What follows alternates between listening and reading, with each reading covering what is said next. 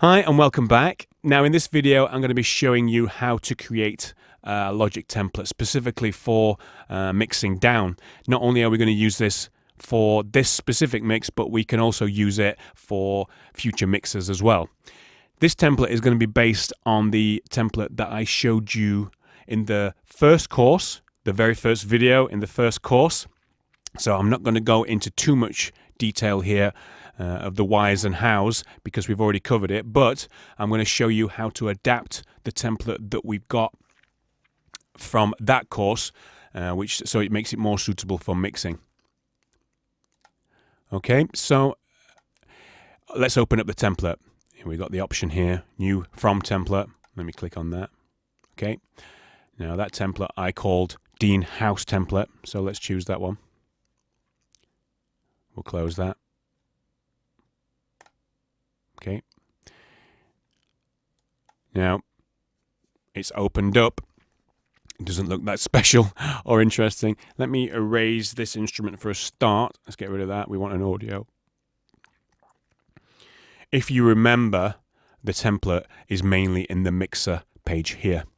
And if you look at it closely, we can see that we have what we have are send effects already set up, which consist of 3 delays, all with different delay times. 2, 3. 3 reverbs, all with different reverb times. There we go.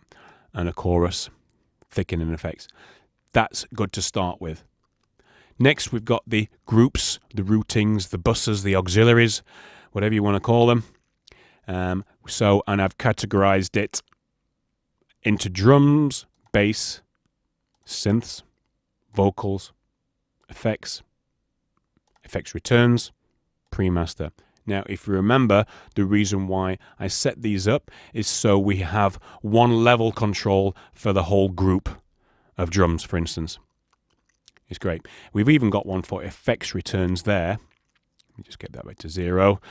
Effects returns there. So if we want to turn, say for instance, we've got our mix running and everything's clipping the output, the main output, we can just go and turn all of these down, including the effects returns, in one little go like that.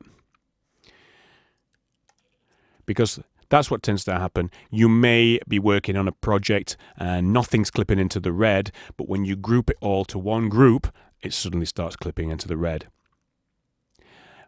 So you can turn that all down. It's not clipping into the red, but then all of these different groups may be clipping the output. So it's always good to have level controls at each individual stage of the mix. Okay. Right, so looking at these routings here, these groups, auxiliaries, you can see that we've got drums, great, bass, yep, synths, vocals, effects. We're missing guitar, so let's create another one. We'll call that guitar just by double-clicking it. Because there is a guitar in the track. A great little thing here is if you click on the actual fader there, hold Alt, click on the fader, it will send it to unity gain. Okay.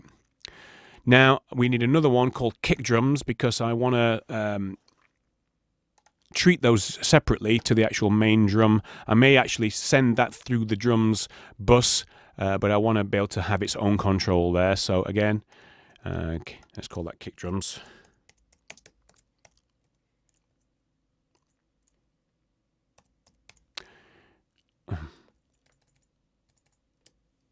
Sorry.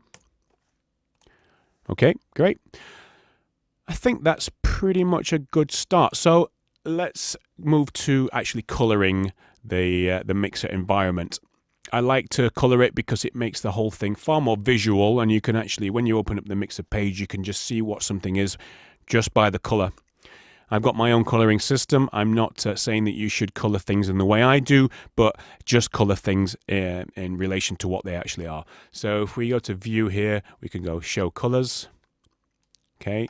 And so these are all effects sends here, all the way up to chorus. I color those baby blue. Drums, as you know, I color red. Bass, brown noise. Synths, I color blue. Vocals, I color this yellow color here. Effects is like an acid green. Effects returns, let's keep an acid. Oh, let's do baby blue to coincide. Pre-master is this purple color here, same color as the output. Guitar, I have orange. Kick drums is red because it's part of the drums. Output is this purpley color here again. So you can see output, master, pre-master. These are all the sort of outputty things. Okay, let's close that down. I think we've got pretty much all we need. Remember, we can add to this, but this is a great starting point.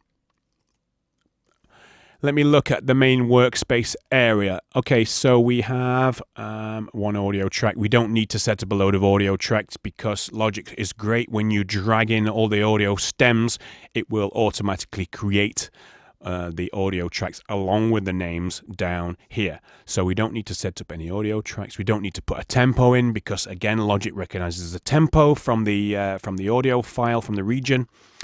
We don't need to really do anything else. I think that that's good for now. So let's save our template. Save as template. Let's call this Dean Mix Template. I've already got one set up there. Let's have Dean Mix Template 2 because that one's a little bit more refined than my other one.